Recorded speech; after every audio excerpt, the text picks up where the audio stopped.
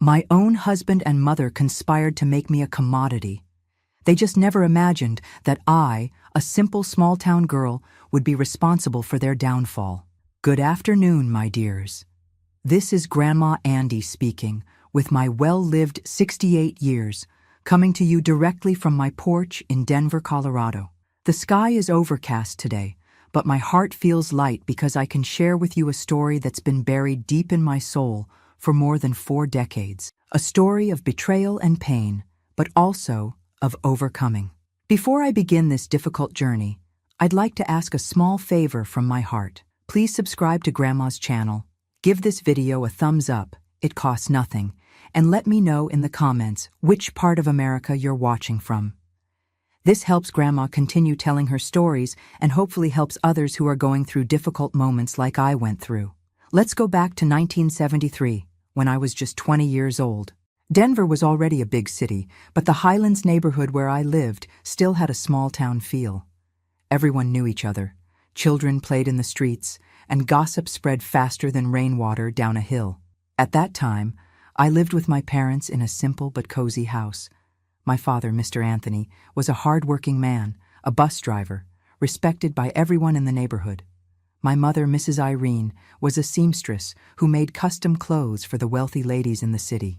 We had a modest life, but we never lacked anything, especially love and respect. My father was my hero, my safe harbor. When I was little, he would carry me on his shoulders through the Sunday farmers market, buy me cotton candy behind my mother's back, teach me to ride a bicycle. When I became a young lady, he was the one who scared away the bold boys, who gave me advice about life, who dried my tears when a friendship disappointed me. Little Andy, he would always say with that heavy accent from his Italian immigrant parents.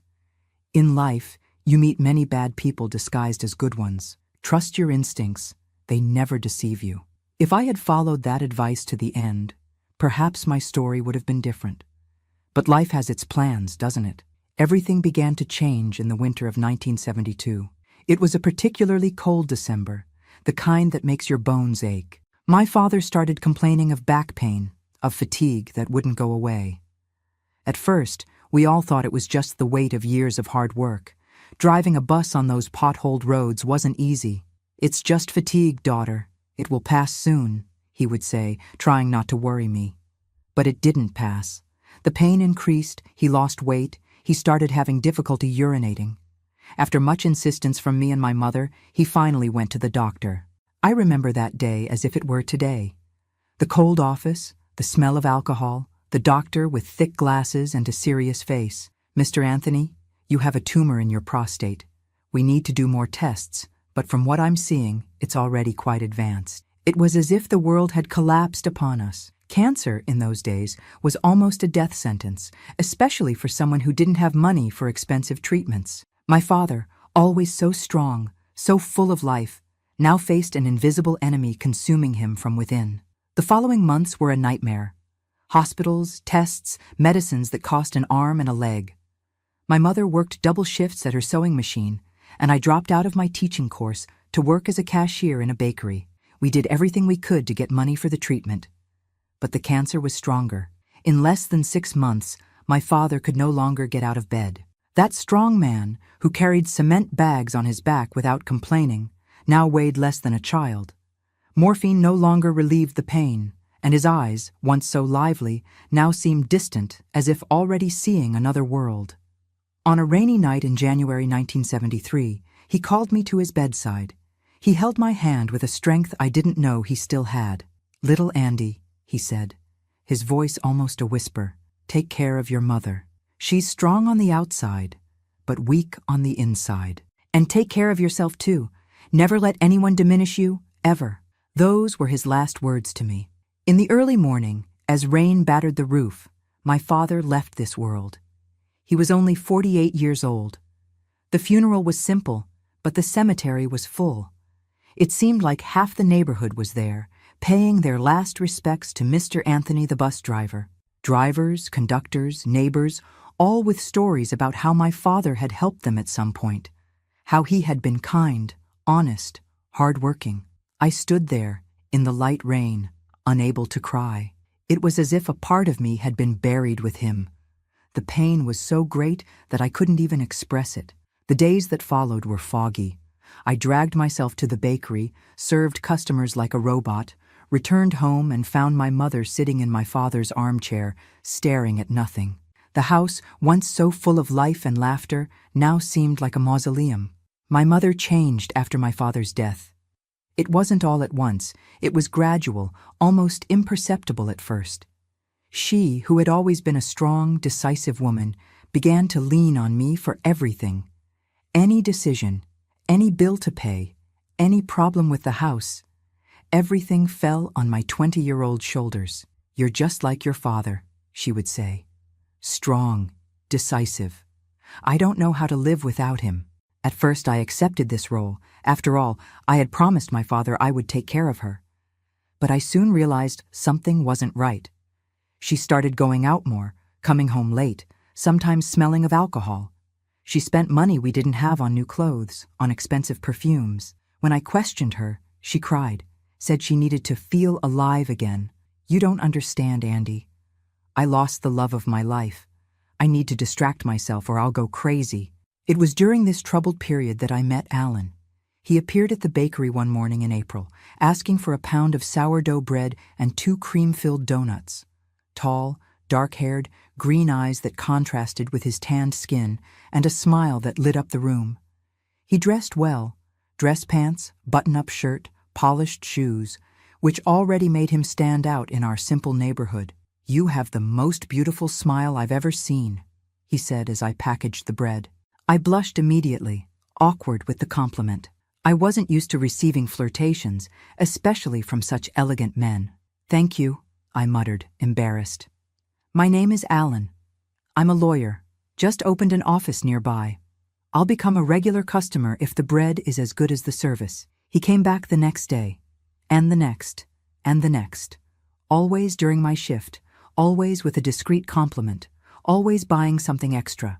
Soon he was bringing flowers, to make the environment prettier, he said, but everyone in the bakery knew they were for me. On a Friday, after almost 2 weeks of this routine, he finally gathered his courage. "Andy, would you like to join me at the movies tomorrow? They're showing that new Paul Newman film." I hesitated. I hadn't gone out with anyone since my father's death. I didn't have the headspace, the time, or the desire. But there was something about Alan. Perhaps the gentleness, perhaps the respectful manner, perhaps just the fact that he was a welcome distraction, that made me accept. "Could be," I answered. "But I have to be home early. My mother—" Of course," he interrupted, smiling. "I'm a gentleman, Andy. It will just be a movie and perhaps a snack afterward. I promise you'll be home safe and sound before 10. And so it began. Our first date was exactly as he promised.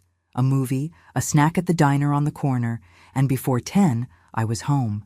He didn't even try to kiss me, just a gentle kiss on the hand when saying goodbye. "It was a wonderful evening," he said. "I hope we can do it again." My mother was surprised when I told her I had gone out with someone. "A lawyer? And what does a lawyer want with a simple girl like you?" Her words hurt me, but not enough to stop me from continuing to see Alan. On the following weekends, we went out more times. Movies, the park, a walk by the Cherry Creek River. He was always gentle, attentive, interested in what I had to say. He made me feel special, important. On our 5th date, he kissed me for the first time. It was sweet, respectful, without pressure.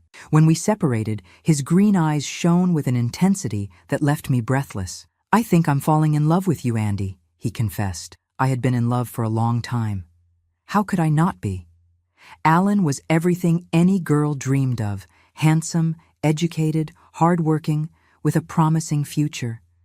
And most importantly, he treated me like a queen. Our relationship became official when he came to dinner at my house and asked my mother's permission. To my surprise, she was all dressed up, perfumed, smiling. Very different from the depressed woman I saw every day.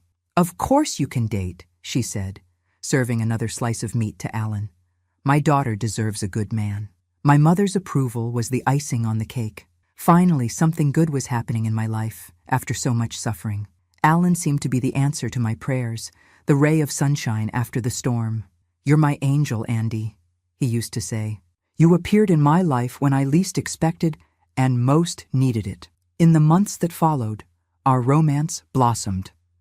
Alan would pick me up from the bakery, take me to places in Denver I had never been. He introduced me to his lawyer friends, took me to fancy restaurants where I felt out of place in my simple dresses. "Don't worry about that," he would say when I mentioned my discomfort. "Soon you'll get used to this life. After all, it will be the life we'll have together." The first time we made love was on my 21st birthday. He rented a cabin in Aspen, filled me with gifts, made me feel like the most special woman in the world. He was gentle, patient with my inexperience, concerned with my pleasure. "I love you, Andy," he whispered as he embraced me afterward. "I want to spend the rest of my life with you." 2 months later came the marriage proposal. It wasn't anything extravagant, just the two of us, sitting in the park where we used to walk. He took a small box from his pocket, got down on one knee, and asked the question every girl dreams of hearing. "Will you marry me? Be my wife, my companion, my best friend?" I accepted immediately, of course. How could I not? Alan was the Prince Charming who had appeared in my life when everything seemed lost.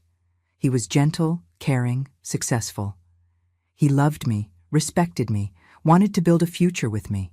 When we told my mother about the engagement, her reaction surprised me. Instead of the joy I expected, she seemed concerned, hesitant.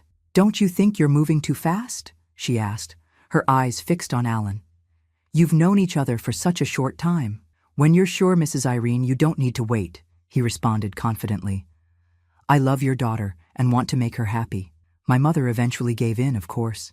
How could she oppose such a perfect son-in-law? We started planning a simple wedding for the end of that year.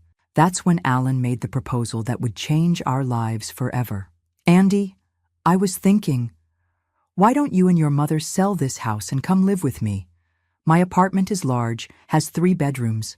Your mother wouldn't need to be alone, and we'd save on her rent." The idea caught me by surprise.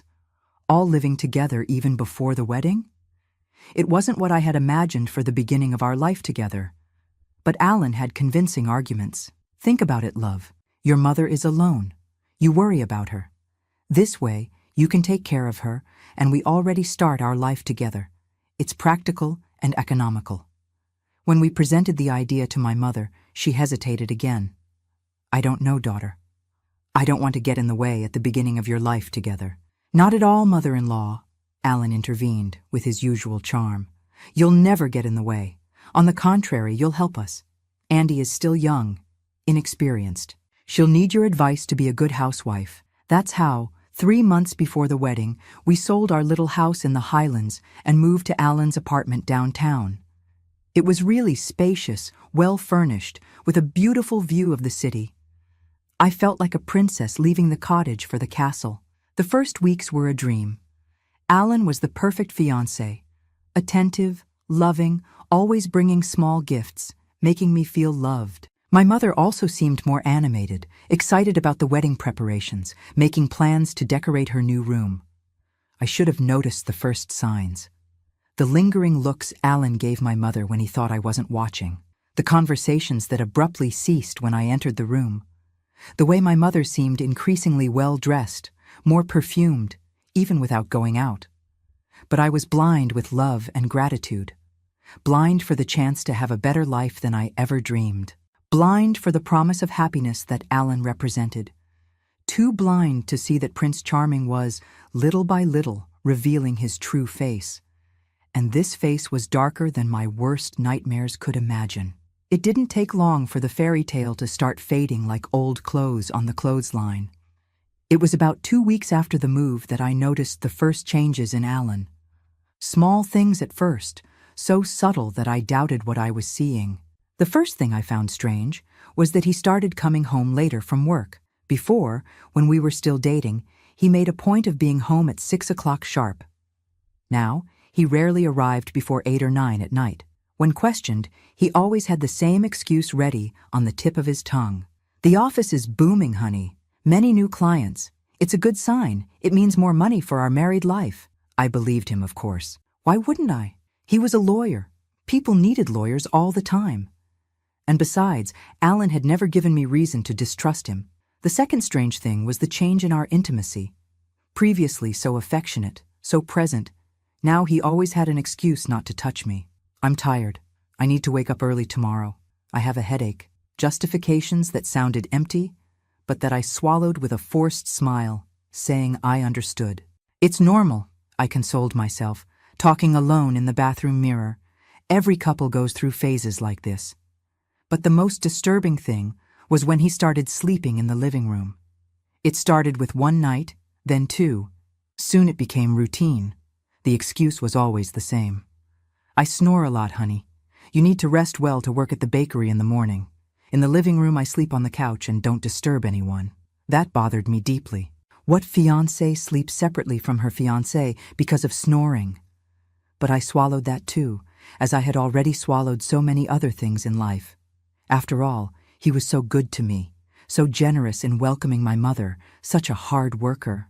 Who was I to complain about small details? Meanwhile, my mother seemed to be flourishing in that apartment. She, who after my father's death had become a sad shadow, now hummed around the house, did elaborate hairstyles, wore the prettiest clothes she sewed. I should have been happy with this change. But something about it all bothered me, without me knowing exactly what. Your mother is so excited about the wedding, Alan commented one night during dinner. I think she's happy to see you well on your way. That made sense at the time. What mother wouldn't be happy seeing her daughter about to marry a good man? I ignored that little voice in the back of my head that said there was something else happening right under my nose. It was on a Wednesday in September, just 2 months before our wedding, that the first piece of the puzzle fell into place. I had left the bakery early with a headache and returned to the apartment without telling anyone. The idea was to lie down a bit, have some tea, and feel better before Alan arrived from work. When I opened the door, I heard laughter coming from the kitchen.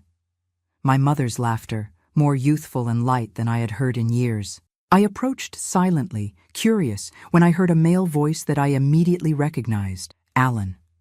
I froze in the hallway, not understanding. It was 2 p.m.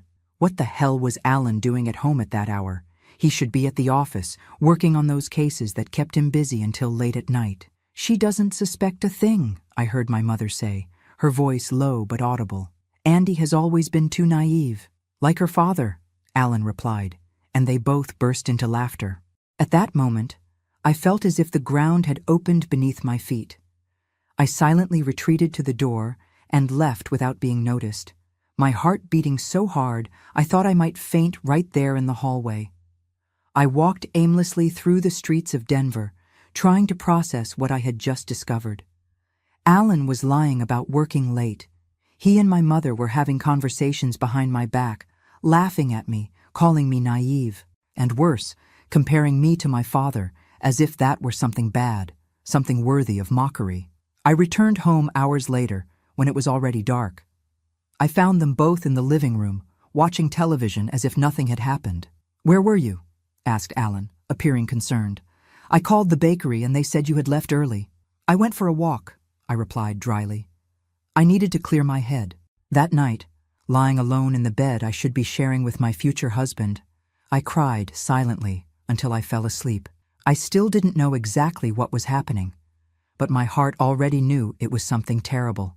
In the days that followed, I started paying more attention. The complicit glances between them, the way they always seemed to be whispering when I wasn't around, Alan's increasingly frequent excuses not to spend time with me. I have to sort out some details for the wedding, he would say, leaving the house on weekends. I'll help him, my mother would add, grabbing her purse and following him. They would return hours later, always with vague stories about having seen venues, tasted cakes, chosen invitations, but they never brought samples, never asked for my opinion. It was as if the wedding was happening between them, not between me and Alan. One night, while washing the dinner dishes, I heard a strange noise coming from my mother's room. Silently, I approached the half-open door and saw something I will never be able to erase from my memory. Alan, my fiancé, my future husband, in the arms of my own mother. I didn't scream.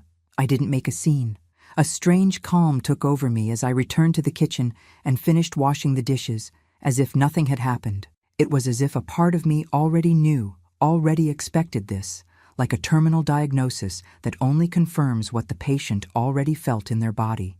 The next day, I packed my things in a small suitcase, ready to leave that apartment and never look back. But as I was leaving, Alan intercepted me at the door. "Where do you think you're going?" he asked, blocking my passage. "Away. It's over, Alan. I saw you two last night." I expected denial, perhaps anger or shame. What I didn't expect was the cynical smile that formed on his face. "So what? What are you going to do? Where will you go? You don't have a house anymore. You don't have money. You don't have anything or anyone." His words hit me like a slap. He was right. We had sold our house. The money from the sale had gone into a joint account that he controlled, supposedly for wedding expenses. I worked in a bakery earning a pittance. I had nowhere to go, no way to start over. "Stay," he said, in an almost conciliatory tone. "The wedding is still on. We need each other, Andy." "What do you mean, after what you did with my mother?" He laughed, a cold laugh that chilled my spine. "Your mother and I have an arrangement. She has her needs, I have mine. But I need a presentable wife, someone to take to events, to give respectability to my name.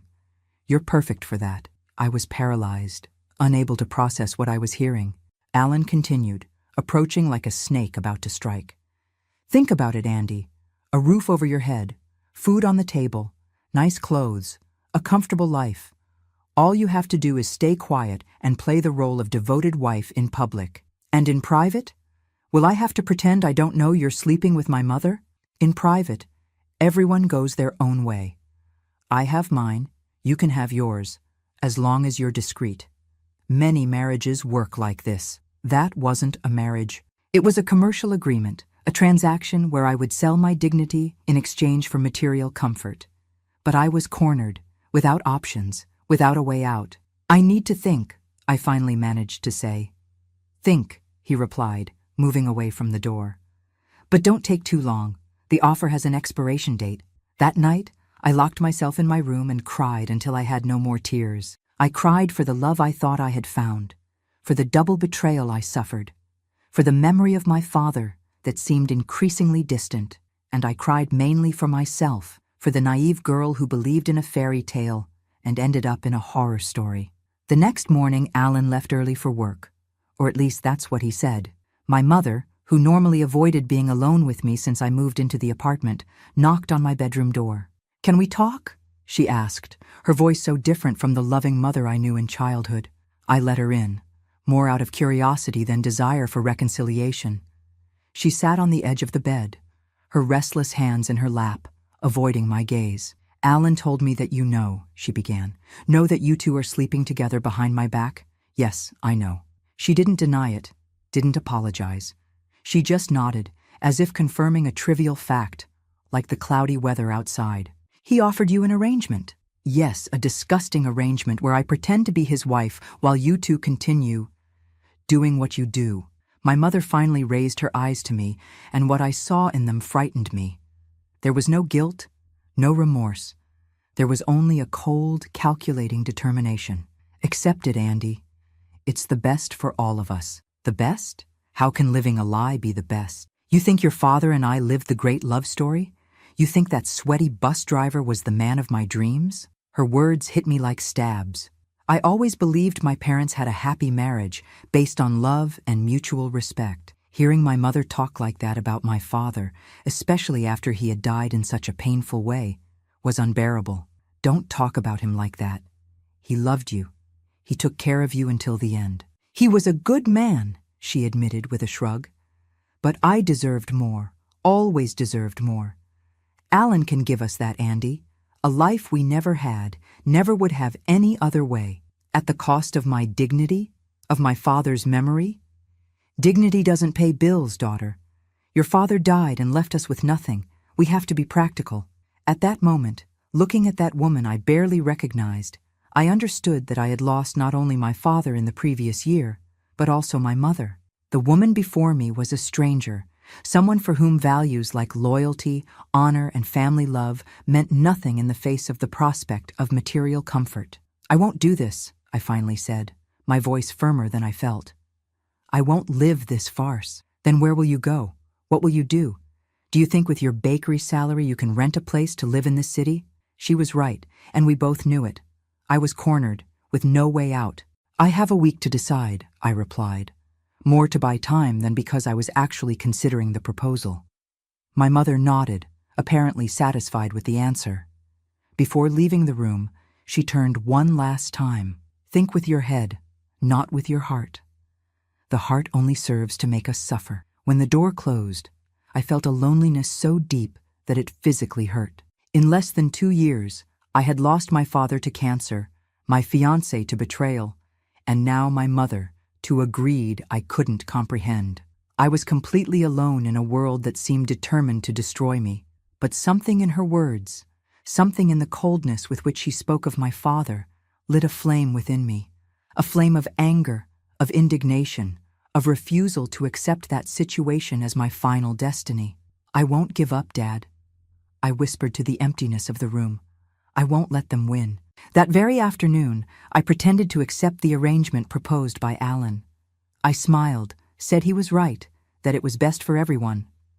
I saw the relief in his eyes, the pride in thinking he had bent me, defeated me. "You won't regret it," he said, giving me a kiss on the forehead like someone rewarding an obedient dog. "We're going to have a great life together, in our own way." "Yes," I replied, smiling while inside my blood boiled. "In our own way." What Alan didn't know, what my mother didn't imagine, was that naive girl, that little Andy they judged so easy to manipulate, had died along with the last illusions about the love I thought I had found. In her place was being born a woman determined not only to survive, but to turn the tables against those who tried to destroy her. I needed a plan. I needed to be smart, patient, calculating. Everything I never was, everything they wouldn't expect from me. And most importantly, I needed concrete evidence of what was happening in that apartment, something that would give me bargaining power when the time came to act. During the following weeks, I maintained the role of the conforming fiancé. I smiled at the right moments, didn't question Alan's outings, pretended not to notice when he and my mother disappeared together for hours. I continued working at the bakery, saving every penny I could hide, preparing myself for the moment when I would need to flee. What I didn't know was that fate had even darker plans for me, plans that would transform my life into a nightmare much worse than I could imagine. But that would also give me, ironically, the weapons I needed for my revenge. So I ask from the bottom of my heart, like this video and subscribe to the channel. Knowing that my story might help someone already makes it all worthwhile. October 1973 arrived with an unseasonable cold in Denver. The nights were getting longer, and I was growing more anguished each day inside that apartment that had become my prison. The wedding was scheduled for December, less than 2 months away, and I still hadn't found a way out of that situation. Every penny I managed to hide from my bakery salary went into the escape fund I had created, kept in a cookie tin at the back of the closet. But the money accumulated slowly, insufficient to give me the freedom I so longed for. Alan and my mother were becoming increasingly brazen. They no longer worried so much about hiding their affair, knowing that I had accepted the arrangement. They exchanged caresses in front of me, whispered in corners, laughed at private jokes during dinner. Each moment was a small torture, a stab in my already so wounded heart. At that time, I worked from 5 in the morning to 1 in the afternoon at the bakery. I arrived home exhausted, but still had to do the household chores, cooking, cleaning, washing clothes. My mother, who had once been an exemplary housewife, now barely lifted a finger to help. She spent her days beautifying herself, going out shopping with Alan's money, living the life of luxury she had always dreamed of. "You should be grateful," she told me once, seeing my tired face as I prepared dinner after a full day at the bakery. "Alan gives us a life that your father could never give." I bit my tongue not to respond, not to say what I really thought of her. Each insult to my father's memory was a stab, but I swallowed the pain, focused on my escape plan. On a Friday, in late October, Alan came home earlier than usual. He was agitated, his eyes shining in that way I knew well, the shine that appeared when he had some scheme in mind. "We need to talk," he announced during dinner. "I have an important proposal to make." My mother smiled as if she already knew what it was about. I kept my face neutral, although an alarm sounded in my head. "The office isn't going as well as I expected," he began, surprising me. It was the first time he admitted any difficulty. I need money to invest, to expand the business, but the banks have very high interest rates. And what can we do? I asked, genuinely curious. He exchanged a look with my mother before continuing. I have a friend who pays very well for certain types of film. Film? What kind of film? My mother intervened, her voice strangely animated. Home movies, daughter. Family ones. I was confused for a moment. Home movies? Why would anyone pay for that? I don't understand. Alan cleared his throat, visibly uncomfortable. They're adult films, Andy. Films that show intimacies. The blood froze in my veins when I finally understood what he was proposing. You want to make a pornographic film? With me? He laughed, a nervous laugh that didn't reach his eyes. Not exactly. My friend pays especially well for more unusual films. Films that show relations between women of the same family. A heavy silence fell over the table as the implications of those words penetrated my mind. He wanted to film me and my mother together. It was disgusting, unthinkable, criminal. Have you gone crazy? I whispered, my voice trembling with anger and disgust. This is sick. It's just a film, he replied, his voice suddenly hard. And they pay very well, enough to solve all our financial problems. I won't do it. Never! I stood up from the table, ready to run to my room, but Alan grabbed my wrist with surprising strength. Sit down, he ordered, his green eyes now cold as ice. We haven't finished talking. I looked at my mother, expecting her to defend me, to show some trace of the woman who raised me with love and protection.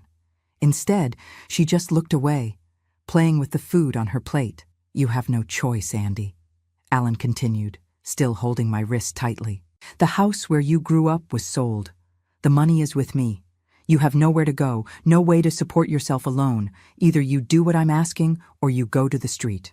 I prefer the street to this degradation, I shouted, trying to break free. He squeezed tighter, making me moan in pain. Don't be dramatic. It's just a film, 1 hour at most. No one you know will see it. And after that, we'll have enough money to live well, to fulfill all our dreams. What dreams, Alan? You said you loved me, that you wanted to build a family with me. Something darkened in his gaze, a shadow that made me instinctively back away. Love is a luxury for those who don't have bills to pay, Andy. In the real world, we do what needs to be done to survive. I finally managed to break free and ran to my room, locking the door. I leaned against it, my heart beating so hard it seemed about to jump out of my chest. They had gone completely insane. What Alan was proposing was criminal, immoral, repugnant. And my own mother seemed willing to participate. I stayed there for hours, sitting on the floor, my back against the door, thinking about all my options. I could flee that very night with the little money I had gathered. But where would I go? How would I survive? Winter was coming, the nights getting colder.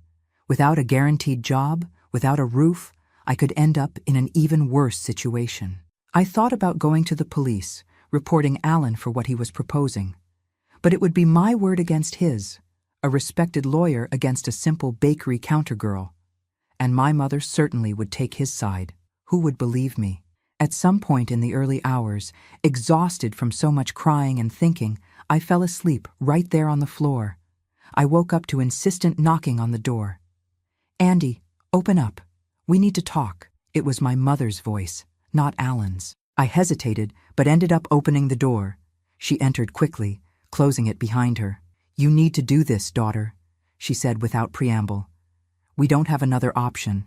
There's always another option, Mom, I replied, my voice hoarse from so much crying. How can you even consider such a thing? I'm your daughter, your own blood, she sighed, sitting on the edge of my bed. You don't understand how the world works, Andy. You think life is a fairy tale, that good always wins, that love solves everything. It's not like that. It never was. Dad didn't teach you that. He was a good, honest man. And he died leaving us in misery, she retorted, her voice bitter. Honesty doesn't fill the stomach, daughter. Alan can give us a life we never dreamed of having. At the cost of my dignity? Yours? What would Dad say if he saw this? Something flashed in her eyes. Guilt, perhaps, but soon disappeared. Your father is dead. We are alive and we need to survive. She stood up, smoothing the new dress that Alan had certainly bought. Think about it. The alternative is the street. When she left, I fell to my knees on the floor, sobbing. How had I reached this point? How had my life transformed into this nightmare in such a short time? A year ago, I was a beloved daughter, with a united family, dreaming of the future. Now I was trapped in an apartment with two people who planned to use me in the worst possible way. Dad, I whispered to the emptiness of the room. Help me. Give me strength. Show me a way. But no answer came. Just the oppressive silence of those walls that now seemed like a prison to me. That night, during dinner, Alan returned to the subject as if we were discussing something perfectly normal, like the color of the curtains or the menu for the week. So, Andy, have you thought about my proposal? I kept my eyes fixed on my plate, unable to look at him. I won't do it. He sighed, like a patient father with a stubborn child. Do you know how much they're offering? $50,000. It's a fortune. We could pay off all the office debts, maybe even buy a bigger house. $50,000. It was really a lot of money, more than I would earn in years working at the bakery. For an instant, I understood why my mother was tempted, but the moral price was too high. No, I repeated, my voice firmer. You can throw me out, leave me on the street, but I won't do it. Alan's face hardened, the mask of gentleness falling completely. It's a pity you think that way. Really a pity. His tone alarmed me. There was an implicit threat there, something I couldn't decipher at the moment, but that made all the hairs on my body stand on end. After dinner, I locked myself in my room again, determined not to come out until the next morning, when I would go to work. I started at 5, would leave the house at 4:30, when both would still be sleeping. On the way to the bakery, I would think of a better plan, maybe ask for help from my boss, Mrs. Clare, who had always been kind to me. At some point, I fell asleep, the emotional exhaustion finally overcoming my anguish. I woke up startled by a noise. The room was dark, only the weak light of the bedside lamp illuminating the outlines of the furniture. I sat up in bed, disoriented, not knowing what had woken me. That's when I noticed a shadow moving near the door. My heart raced. "Who's there?" I asked, my voice trembling. "It's me, daughter." It was my mother, but her voice was strange, slurred. I could discern her silhouette approaching the bed. The strong smell of alcohol reached my nostrils even before she sat on the edge of the mattress. "Mom? Is everything okay?" She laughed, a laugh I didn't recognize, bitter, cold, almost cruel. "Nothing is okay, Andy. Nothing ever was." Her hand touched my face, a touch that should be maternal, but that caused me a shiver of apprehension. "You look so much like your father," she continued, her voice increasingly slurred. "The same eyes, the same stubborn way. Mom, have you been drinking? You better go back to your room and—" I didn't finish the sentence. Her hand, which before caressed my face, moved down my neck, my shoulders, in a caress that had nothing maternal about it. I froze, unable to process what was happening. "Mom!" I finally exclaimed, moving away. "What are you doing?" It was then that I noticed another presence in the room, a male silhouette near the door, observing. "Alan." "What's happening?" I asked, panic growing in my voice. "The film, Andy," he replied calmly. "Since you didn't want to cooperate willingly, it will be by force." Only then did I notice what he was holding in his hands, a camera, one of those heavy old home movie cameras. A small red dot indicated it was already recording. "No!" I shouted, trying to get out of the bed, but my mother held me with surprising strength. "Stay still," she whispered, her alcohol-laden breath making me turn my face. "It will be easier if you don't resist." What followed was the worst nightmare anyone could imagine. My own mother, the woman who should protect me against everything and everyone, trying to force me to participate in that abomination while Alan filmed, giving instructions like a macabre director. I fought with all my strength. I screamed until my throat burned, but the apartment was large, the walls thick, the neighbors distant. No one would come to my rescue. At some point, my mother lost patience with my resistance. The first slap came as a shock, not for the pain, but for the realization that that woman, my own mother, was capable of physically assaulting me. "Stop this!" I shouted, tears streaming down my face. "You're my mother, and you're ungrateful," she replied, her eyes glazed by alcohol and something else I couldn't identify. "After everything I did for you." The second slap was stronger, leaving me dazed. Taking advantage of my moment of weakness, she tore off my nightgown with violence, exposing me to the camera Alan was holding. "Excellent," I heard his voice, distant as in a bad dream. "Continue like that." What followed was a session of physical and psychological torture. My mother, completely out of herself, hit me with a belt she had brought. Each blow left red marks on my skin, but the physical pain was almost a relief compared to the emotional agony of being abused by my own mother. Alan filmed everything, occasionally giving instructions, laughing when I screamed in pain, clearly excited by my suffering. At some point, I stopped fighting. My body was exhausted, my mind beginning to shut down as a defense mechanism. When it finally ended, I was thrown on the bed like a rag doll, red marks covering my body, blood running from a cut on my lip where the belt had hit me. My mother, apparently satisfied with her performance, staggered out of the room, leaving me alone with Alan. He approached the bed, the camera still on, capturing my final humiliation. "See?" he said, his voice low, almost gentle. "It didn't have to be like this. If you had cooperated, it would have been easier." I didn't respond. I had no strength or will. I just wanted him to leave me alone with my pain and shame. "This film will earn us a lot of money," he continued, apparently interpreting my silence as acceptance. "My friend said there's a specific market for this type of content, incest, violence. There are people who pay fortunes." The word incest penetrated the fog of pain that enveloped my mind. Was that what they had done to me? Was that what they would call the abuse I suffered? "Rest," he said, finally turning off the camera. "Tomorrow, you don't need to go to work. Say you're sick." When the door closed behind him, I remained motionless on the bed, looking at the ceiling, the tears drying on my face. Something had broken inside me that night, not just my trust in people, my faith in family love, something deeper, more essential. But while lying there, hearing the muffled laughter coming from the living room where my mother and Alan were probably celebrating their macabre feat, a new emotion began to take the place of pain and shame. An emotion I had never felt with such intensity. Hatred. A pure, crystalline hatred that cleared my mind like lightning on a dark night. They had stolen everything from me, my dignity, my innocence, my trust in the world. But I wouldn't let them steal my future. I wouldn't let them go unpunished after what they did. Slowly, ignoring the pain that ran through every inch of my body, I got up from the bed. I dragged myself to the bathroom in my room, where I took a hot shower, letting the water wash away the physical marks of that night, knowing that the emotional scars would remain forever. Then, lying back in bed, I began to formulate a plan. Not an escape plan like before. A revenge plan. A revenge that would be so complete, so devastating, that Alan and my mother would bitterly regret the day they decided to make me their victim. That night in October 1973 marked the end of the naive girl I once was. In her place was born a woman determined to seek justice with her own hands, no matter the price she had to pay. The sun hadn't risen yet when I opened my eyes the next morning. My entire body ached, every movement a brutal reminder of the previous night.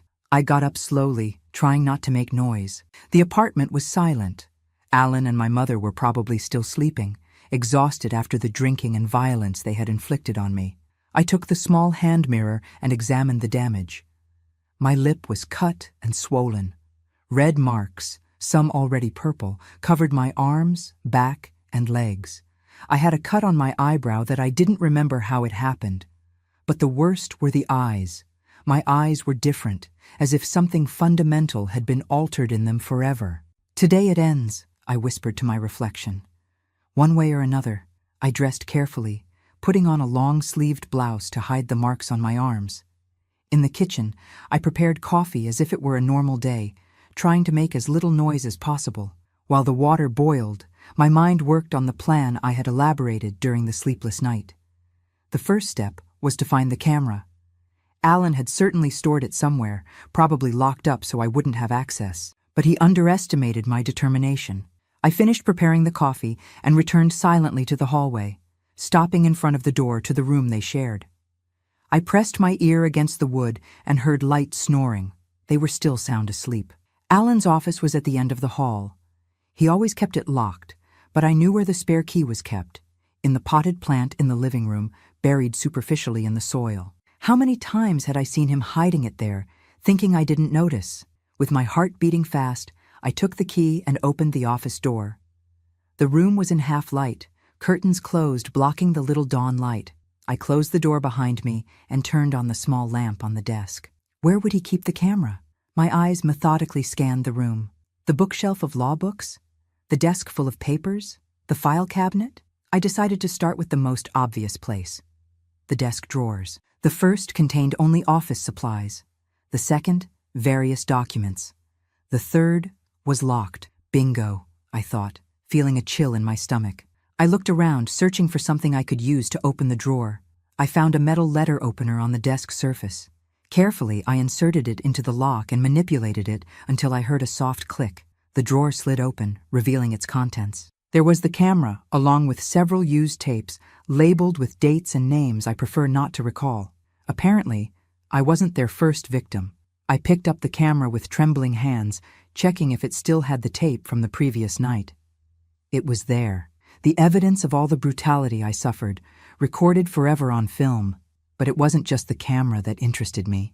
I continued searching the drawer and found a folder with documents. When I opened it, my heart almost stopped. They were papers from the sale of our house, deposit receipts, bank statements. All the money that was supposedly being saved for the wedding had been diverted to an account in Alan's name only. I took the camera and the most important documents, storing them in the bag I had brought with me. I closed the drawer and replaced the letter opener exactly where it was. I left the office, locked the door, and returned the key to the potted plant. The second step of my plan was riskier. I needed to leave the apartment without being noticed and reach the nearest police station. The problem was that I wasn't sure if I could return before they woke up. If they noticed my absence and noticed the camera was missing, I would be in great danger. I decided to risk it. I took my coat, the bag with the evidence, and left the apartment silently. The living room clock marked 5:15 in the morning. The streets of Denver were still deserted, the cold, late October air cutting my face. I walked hurriedly, ignoring the pain I still felt throughout my body. The nearest police station was about 15 blocks away. I could take a bus, but at that hour they were rare and I couldn't waste time waiting. As I walked, I mentally rehearsed what I would say. How would I explain the unimaginable? How would I put into words the horror I lived? And what if they didn't believe me? If they thought it was my invention, a form of revenge against my mother and my fiancé? When I finally arrived at the police station, I was breathless and sweaty, despite the cold. The officer on duty, a middle-aged man with deep eye bags, looked at me with suspicion. "Can I help you, ma'am?" I took a deep breath, gathering all my courage. "I need to report a crime. An abuse. Against me." He indicated a chair and called another officer, a younger one. I told my story in the clearest and most direct way I could, without omitting details, no matter how painful they were. Their faces went from initial distrust to shock, then to contained anger. "And do you have evidence of this?" asked the older one when I finished my account. I opened my bag and took out the camera. "It's all here. They filmed everything." The younger officer took the camera carefully, as if it were something that could contaminate him. "We'll need to see this." "I know," I replied, my voice breaking, "but I don't want to be present when you watch it." They agreed and took me to a separate room where a female officer was called to formally register my complaint and photograph my injuries. Meanwhile, the two officers went to watch the tape in the adjacent room. 20 minutes later, the older officer returned, his face pale, his eyes hard as stones. "Ma'am," he said, his voice controlled, "we're going to arrest these people immediately. Would you like to accompany us or prefer to stay here at the station?" A part of me wanted to see their faces when the police arrived. I wanted to witness the moment when they would realize their game was over. But another part, more sensible, knew it would be too traumatic. I prefer to stay here, I replied. I understand. We're going to send a patrol car right now. Is there anyone else in the apartment besides the two of them? No, just them. Good. Don't worry, ma'am. They won't hurt anyone anymore. I sat in a hard chair at the police station, drinking the weak coffee the policewoman offered me, waiting for news. Time seemed to drag. Each minute lasted an eternity. I imagined 1,000 scenarios, them fleeing before the police arrived, resisting arrest, denying everything. After what seemed like an eternity, I heard the noise of cars braking sharply outside. Raised voices, doors slamming. I instinctively stood up, moving to the window. I saw when they brought my mother and Alan out of the police car. Both handcuffed, she crying uncontrollably. He with an impassive face, as if none of that were real. I didn't feel what I expected to feel. Neither joy, nor relief, nor satisfaction. Just an immense emptiness, as if a part of me had died that night and would never return. The older officer came to me. We found more tapes in the apartment. Many tapes. It seems they had been doing this for some time, with other victims. Your fiancé confessed that he sold this material. Your mother is claiming she was coerced, that she was under the influence of alcohol and drugs. I wasn't surprised. It was typical of her to escape responsibility for her own actions. What happens now? I asked, suddenly exhausted. They will remain in jail. The case is serious. There's no bail. Do you have somewhere to go? Any relative? Friend? I shook my head negatively. I had no one. All my family was there. One arrested for having assaulted me, the other for having filmed and encouraged it. There are shelters for women victims of violence, he suggested, with unusual gentleness for a man of that time. I can call social services. That won't be necessary, I replied, an idea forming in my mind. There's a person who might be able to help me. I left the police station feeling strangely light, as if an enormous weight had been lifted from my shoulders. The sun was already high in the sky. People circulated in the streets, oblivious to the drama I had lived in the last few hours. I took a bus to the bakery where I worked. Mrs. Claire, my boss, widened her eyes when she saw me enter. The cut lip, the black eye, the way I moved with difficulty. My God, girl, what happened to you? Between tears and sobs, I told everything. I didn't omit anything, didn't soften the most sordid details. She listened in silence, the horror growing on her kind face. When I finished, she hugged me tightly, ignoring the customers waiting to be served. Stay here, Andy. I have a small room in the back where you can stay until you get settled. No one will hurt you again. I promise. That unexpected kindness, coming from someone who wasn't even a relative, made me cry again. But this time, they were tears of relief, of gratitude, perhaps even of hope. In the days that followed, the news spread quickly. Lawyer and mother-in-law arrested for abusing young woman, headlined the local newspaper. My name wasn't mentioned, thank God, but the story was clear enough for those who knew the people involved. The trial was quick by the standards of the time. The evidence was irrefutable. The tapes, my injuries, the testimonies of other victims who were identified and had the courage to speak out. Alan and my mother were sentenced to several years in prison. I never went to visit them. For me, both were dead. The money from the sale of our house was judicially recovered and returned to me. It wasn't a fortune, but it was enough to restart my life. I continued working at Mrs. Claire's bakery for a few more months, living in the small back room, saving every penny. In mid-1974, I made a drastic decision. I needed to leave Denver. There were too many memories there, too many people who knew my story, too many pitying looks that followed me through the streets. I wanted a place where no one knew me, where I could be just Andy, not the girl from that terrible case. Aspen, in the Colorado mountains, seemed the perfect place. Small, touristy, with job opportunities, and far enough from Denver to give me a new start.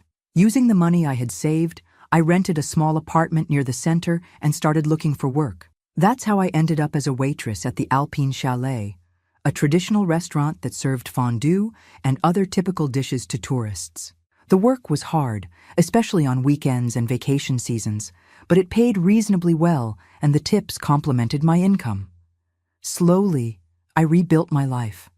I made friendships, learned to trust again, not completely, never completely, and even started to smile once in a while. The memories of the night of terror never completely disappeared, but they became more distant, like a nightmare that loses strength with the passing of time. It was at the Alpine Chalet that I met Matthew in July 1976. He was from Chicago, a lawyer like Alan, but as different from him as day is from night. He was spending vacation in Aspen and came to dine at the restaurant 3 nights in a row, always sitting in my section. On the 3rd night, he gathered courage and invited me for a coffee after my shift. I politely refused. The last thing I wanted was to get involved with another man, especially another lawyer. He didn't insist, respected my decision. But he came back the next night and the next, always gentle, always respectful.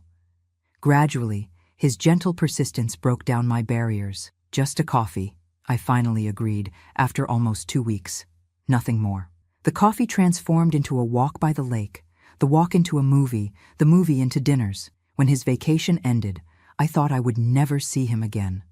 To my surprise, he came back the following weekend, and the next, and the next. "It's almost 6 hours of driving from Chicago to here," I commented, genuinely perplexed by his dedication.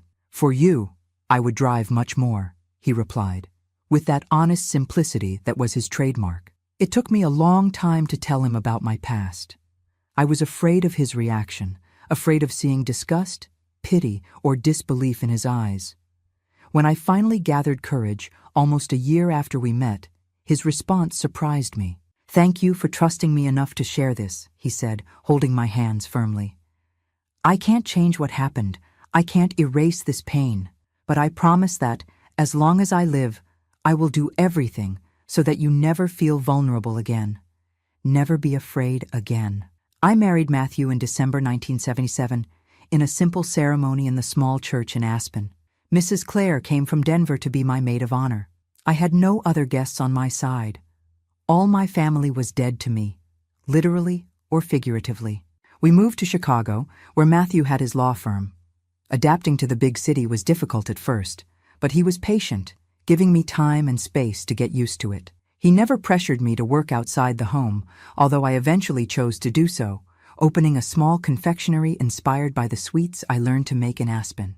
Our first son, Anthony, born in 1979, was named after my father. 3 more followed: Paul, Rebecca, and Luke. I raised my children with the love and protection I didn't receive in the final phase of my childhood. I never raised a hand to them, never used harsh words, never made them feel less than the extraordinary people they are.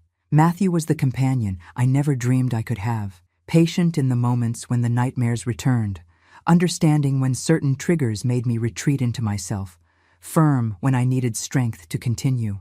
Our marriage wasn't perfect. What marriage is? But it was built on solid foundations of respect, honesty, and genuine love. I never had contact with my mother or Alan again. I found out, by chance, that she died in prison in 1983 of pneumonia. I felt nothing, neither anger, nor sadness, nor relief. It was like hearing about the death of a stranger. As for Alan, I don't even know if he's still alive. It doesn't matter. He no longer has power over me, over my life, over my ability to be happy. The scar from that October night never completely disappeared. There are moments, even now, so many decades later, when a smell, a sound, an image briefly transports me back to that dark room. But I've learned to live with these memories without letting them define who I am. I am Andy. I am a wife, mother, grandmother. I am a survivor. And each day that I wake up next to the man who taught me to trust again, with each smile from my children and grandchildren, with each small joy of everyday life, I win again over that terrible night. The sweetest revenge wasn't seeing my aggressors behind bars. It was building a full, happy, and meaningful life despite what they tried to take from me. It was proving, mainly to myself, that evil can leave scars, but it doesn't need to poison the future. And that, my dears, is the greatest victory anyone can achieve. Time is the master of all things, my dears. It heals, transforms, softens the roughest edges of our pain. Of course, Some wounds are so deep that they never completely heal. We just learn to live with them, like old companions on our journey. Chicago embraced me like a mother I never truly had. The big, noisy, chaotic city became my refuge, my fresh start. No one there knew my past. No one looked at me with that mixture of pity and morbid curiosity that bothered me so much in Denver. I was just Andy, the wife of Dr. Matthew, later the mother of Anthony, Paul, Rebecca, and Luke. In the first years, I confess that I lived in a constant state of alert. Every man in a suit who vaguely resembled Alan made me freeze in the middle of the street. Every news about criminals getting out of jail kept me awake at night, imagining if he would come after me. Matthew noticed this fear without me needing to verbalize it, and made a point of periodically checking Alan's legal status, assuring me that he remained in prison, far from us. "He will never hurt you again," Matthew would repeat whenever I woke up screaming after a nightmare. "I'm here. I'll always be here." And he really was. Always by my side in the appointments with the psychologist that I finally started seeing in 1980, after the nightmares became so intense that they affected my ability to care for little Anthony. Always supporting me when I decided to open my confectionery, even if it meant less time at home. Always respecting my limits in intimacy, understanding that there were days when I simply couldn't bear to be touched, even by him. Therapy was a watershed in my life. Dr. Helen, a middle-aged lady with gentle eyes and a firm voice, helped me process the trauma in a way I never imagined possible. "What happened to you was terrible, Andy," she told me in the first session. "But it's not who you are. It's something that happened to you, not something that defines you." It took me years to really internalize these words, to separate Andy from the traumatic event, to understand that I wasn't the girl who was abused by her mother and fiancé, but rather Andy, woman, wife, mother, confectioner, complete person with dreams, desires, talents, and flaws like anyone else. The Sweet Beginnings Confectionery opened its doors in 1983 in a small rented space in the Lincoln Park neighborhood. I started modestly, just me and an assistant, making cakes and fine desserts for parties. At first, my clients were mainly Matthew's friends and their wives, who ordered out of kindness or curiosity. But soon the quality of my work began to speak for itself, and the business grew organically. Working with sweets had something therapeutic for me. The precision of the recipes, the concentration required, the transformation of simple ingredients into beautiful and delicious creations. All this anchored me in the present, prevented me from getting lost in memories of the past. And of course, there was the genuine joy on people's faces when tasting my sweets, especially children. "There's no sadness that can resist a good chocolate truffle," I used to say, and I truly believed it. In 1985, when Luke, my youngest, was born, the confectionery had already expanded to a larger space and had 5 employees. Balancing motherhood of 4 children with a growing business wasn't easy, but Matthew was always a present father, something rare for that time. "We are partners," he would say. "Your struggle is my struggle. Your joy is my joy." It was in that same year that I received a letter that would once again change the course of my life. The envelope had the stamp of the penitentiary system, and my first instinct was to throw it away without opening it. But something made me hesitate, and I ended up reading its contents. It was an official notification. Alan had died in prison, victim of a heart attack. I didn't feel joy nor satisfied revenge, not even immediate relief. What I felt was more like the closing of a chapter, the conclusion of a story that no longer had power over me. I showed the letter to Matthew and to Dr. Helen in my next therapy session. "What do you want to do with this information?" asked Dr. Helen, always direct. "Nothing," I replied after thinking for a moment. He hasn't had a place in my life for a long time, and it was true. At some point, between raising my children, developing my business, and building a full life with Matthew, Alan had become just a distant ghost, without substance, without power. The 1990s arrived, bringing changes to our family. Anthony, my firstborn, entered law school, following in his father's footsteps. Paul chose engineering, Rebecca medicine, and Luke, always the artist of the family, opted for architecture. Seeing them growing strong, secure, seeking their own paths was my greatest joy and also my greatest victory over the past. "You raised wonderful children," commented my mother-in-law, Mrs. Constance, during Anthony's graduation party in 1997. "We raised them," I corrected, looking affectionately at Matthew. "Each of their achievements has a bit of both of us." The confectionery, which started so small, transformed into a network with 3 units spread across Chicago. I never wanted to expand too much, preferring to maintain the quality control and personal touch that had always been our trademark. I still personally tested each new recipe, still made a point of knowing each employee by name, still got emotional when customers returned to say that our sweets had made their special moments even more memorable. In 2000, at 48 years old, I became a grandmother for the first time. Maria, daughter of Anthony and his wife Carla, was born on a sunny April morning. Holding that little 5-pound package in my arms, feeling her baby smell, seeing in her curious little eyes the future unfolding, was an indescribable emotion. "Grandma," I whispered, testing the title aloud for the first time. Grandma Andy. How different it sounded from the Grandma Irene that my mother never got to be. How it carried another weight, another meaning, another promise. I promised myself at that moment that I would be for Maria, and for all the grandchildren who would come later, the opposite of what my mother was for me. I would be a safe harbor, not a threat. I would be unconditional love, not manipulation. I would be protection, not danger. In the years that followed, our family continued to grow. More grandchildren arrived. John, Beatrice, Lucas, Sophie, Peter, and Gus, each bringing their own light, their own flavor to our life. Matthew and I delighted in spoiling them, in seeing them grow, in participating in their lives in a way that our jobs hadn't always allowed with our own children. In 2010, at 58 years old, I decided to gradually step away from the daily administration of the confectionery. Rebecca, who had surprised everyone by abandoning medicine in her 3rd year to study culinary arts, took the reins of the business with competence and passion. "I learned from the best," she would say, filling me with pride. Matthew also began to reduce his workload at the law firm, passing more cases to Anthony, who had become his partner. We started traveling more, visiting places we had always dreamed of seeing: Paris, Rome, Lisbon, New York. Each trip was an adventure, a celebration of the freedom we had conquered, of the life we had built together. It was during our trip to Portugal in 2012 that Matthew had the first warning. A sudden malaise during a walk in Sintra, a tightness in his chest that he tried to hide, but that immediately alarmed me. We returned hastily to the United States, straight to a battery of tests. The diagnosis came like a punch to the stomach: advanced coronary artery disease. He would need bypass surgery as soon as possible. "Don't worry," he tried to calm me, seeing the terror in my eyes.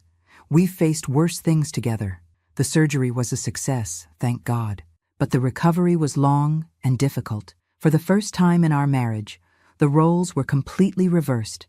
Now I was the one who needed to be the rock, the safe harbor, the unshakable strength. I cared for him with all the love and dedication he had always given me. I learned about medications, special diets, recommended exercises. I transformed our house to facilitate his recovery. I was by his side at each consultation, each test, each small victory on the path to rehabilitation. "You're my guardian angel," he would say, holding my hand during physical therapy sessions. "I'm just returning the favor," I would respond, knowing that I could never completely repay everything he had done for me. Matthew recovered, but he was never the same. He became more fragile, more contemplative, more aware of the finitude of life. We decided it was time to enjoy every moment we had together to the fullest. We sold our large house in Lincoln Park, where we had raised our children, and bought a smaller apartment, easier to maintain. We began to divide our time between Chicago and a small farmhouse in Wisconsin, where we planted our own vegetables and fruits, received the grandchildren on weekends, and watched breathtaking sunsets. In 2017, we celebrated our ruby wedding anniversary, 40 years of marriage. The party, organized by our children, brought together family, friends, former employees, people who had crossed our path over the decades. It was a celebration not only of our love, but of the life we had built together, of the obstacles we had overcome, of the family we had created. If I could go back in time, Matthew told me during our dance. "I would marry you 1,000 times again." Looking at him, at the wrinkles that framed his gentle eyes, at the now completely white hair, at the smile that still made my heart race, I knew I would say the same. Despite everything, despite the traumatic beginning of my adult life, I ended up being luckier in love than I ever imagined I deserved. It was in 2020, at the beginning of the pandemic, that I lost Matthew. Not to the virus that haunted the world, but to a second heart attack. Fatal this time. We were at the farmhouse planting strawberries that he would never see grow when he simply fell by my side, without warning, without a chance to say goodbye. The pain of loss was overwhelming, different from any other I had ever experienced. It wasn't the sharp pain of betrayal, nor the horror of abuse, nor the emptiness of rejection. It was an amputation pain, as if half of me had been suddenly torn away, leaving a space that nothing would ever fill. The isolation of the pandemic made mourning even more difficult. I couldn't have the funeral that Matthew deserved, couldn't be embraced by all who loved him, couldn't feel the comfort of the physical presence of my extended family. Just a small, hurried funeral, with masks hiding the tears, social distancing preventing the comfort of touch. But even in the deepest pain, even in the most acute absence, I found strength in the life we had built together. In the children we raised, in the grandchildren we adored, in the legacy of love and respect that Matthew left behind. Today, at 68 years old, I look back and see a life that, despite its traumatic beginning, was rich in love, purpose, and meaning. The frightened girl from Denver transformed into a strong woman, a beloved wife, a dedicated mother and grandmother, a successful businesswoman. The pain of the past never completely disappeared. Some wounds are too deep to fully heal. But I learned to carry this pain without letting it define me, without allowing it to darken the many joys that life has given me. If there's one lesson I'd like to leave with you, my dear viewers, it's this.